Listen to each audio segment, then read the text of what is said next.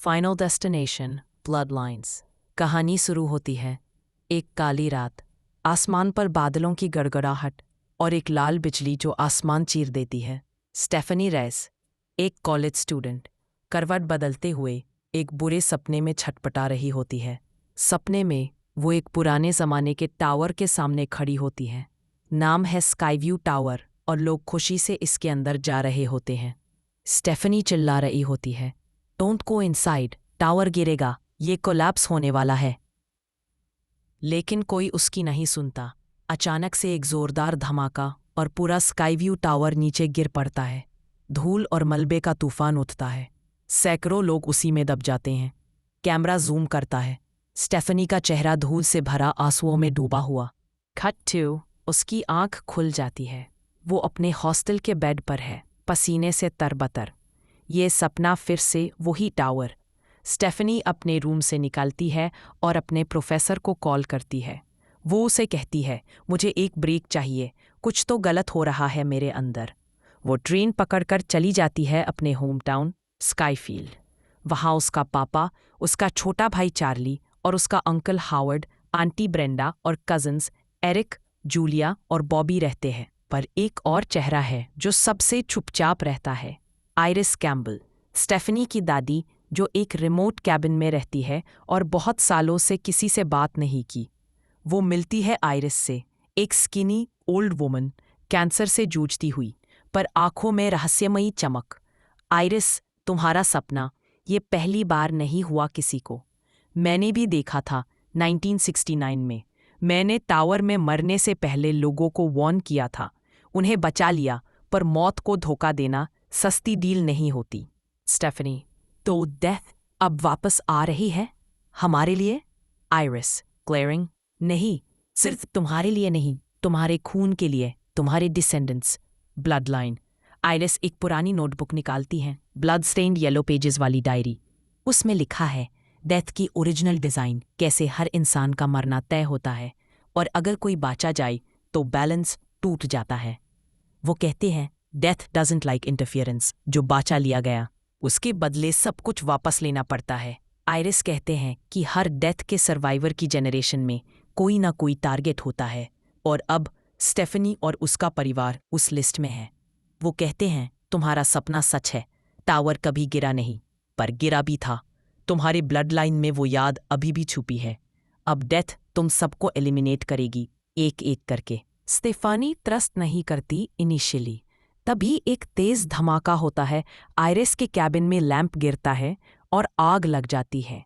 Stefani बाहर भाग जाती है और पीछे कैबिन ब्लास्ट हो जाता है। वापस घर पर स्टेफानी अपने अंकल हावर्ड को वार्न करती है, स्टेफानी, अंकल प्लीज, कुछ होने वाला है, आप लॉन मोवर मत चलाओ। बट हावर्ड इग्नोर करता है, वो एक पुराना राइडिंग लॉन मोवर चला रहा होता है। तभी एक मेटल वायर कट होती है, वो हवा में उछलती है और हावर्ड के चेहरे के आर पार हो जाती है। Clean cut. उसका सर स्पिन करता है और वो डेड हो जाता है। पूरा परिवार हिल जाता है। ब्रेंडा चीखती है, जूलिया शॉक में चली जाती है, एरिक कंफ्यूज्ड है। स्टेफानी आइरिस की नोटबुक पढ़ती है। उसमें लिखा होता है कि हर डेथ अपनी डिज़ाइन में सीक्वेंस फॉलो करती है, जिसे ऑर्डर कहते हैं। She starts figuring out next in line. Julia, उसके बाद चार्ली, फिर बॉबी। पर जूलिया इग्नोर करती है सब कुछ। वह गुस्से में ट्रैश बाहर ले जा रही होती है। ट्रैश कंपैक्टर के अंदर कुछ गिरता है। वो अंदर झांकती है और अचानक पूरा कंपैक्टर एक्टिवेट हो जाता है। जूलिया का सिर क्रशर के अंदर आ जाता है। ब्लड फाउंटेन्स, हड्डी की आवाज, साइलेंस। एरिक शॉक्ड है, पर एक चीज सामने आती है। स्टेफानी के डीएनए रिकॉर्ड से पता चलता है एरिक एक्चुअली ब्रेंडा का बेटा नहीं है। वो हावर्ड के अफेयर से पैदा हुआ था। मीन्स उसका ब्लड लाइन कैम्बल फैमिली से नहीं है। इसी वजह से डेथ उसको इग्नोर कर रही थी। एरिक एंग्रीली कहता है, तो मैं आउटसाइडर हूं, मैं कोई ब्लड लाइन नहीं। तभी एंट्री होती है विलियम ब्लडवर्थ की, मिस्टीरियस अंडरटेकर टोनी टॉड, हर फाइनल डेस्टिनेशन फिल्म का साइलेंट मैसेंजर। वो कहता है, डेथ से बचना है, दो रास्ते हैं, किसी की जिंदगी चुरा लो, सैक्रिफाइस करो। हो टेम्पररीली मर जाओ, नियर डेथ लूप होल। लेकिन ध्यान रहे, डेथ स्मार्ट हो गई है। स्टेफनी और बॉबी चूज करते हैं option 2। Bobby intentionally allergic peanuts खाता है, एनाफिलैक्टिक शॉक आता है। स्टेफनी यूज रिवाइव करती है, पर कुछ गड़बड़ होती है। हॉस्पिटल में Eric gets pulled into an active MRI machine. उसका बॉडी स्टील टूल्स के साथ खींचता चला जाता है और एक व्हीलचेयर से चिपककर उसका शरीर अंदर क्रश हो जाता है। सीन हॉरिफाइंग होती है, स्पार्क्स, स्क्रीम्स और साइलेंट डेथ। उसी वक्त बॉबी, जो बचा लिया गया था, सडनली एक कोयल स्प्रिंग से पियर्स हो जाता है। डेथ अलाउड नहीं करती लूप होल्स। चार्ली और स्टेफानी अभी भी जिंदा हैं। वो डिसाइड करते हैं आइरिस के केबिन में जाने, शायद कुछ और सीक्रेट हो। तभी रोड ट्रिप के दौरान उनका आरवी व्हीकल फ्लिप हो जाता है। स्टेफानी अनकॉन्शियस हो जाती है और चार्ली सीपीआर देकर उसे वापस लाता है। लगता है डेथ से बच गए, पर जब वो रिटर्न कर रहे होते हैं, एक लॉग ट्रक का चेन टूटता है। Final destination 2 wides. लॉग्स गिरते हैं और ट्रेन के पाथ में क्रैश हो जाता है आरवी। सब कुछ एक एक्सप्लोजन में खत्म हो जाता है। सब खत्म हो गया।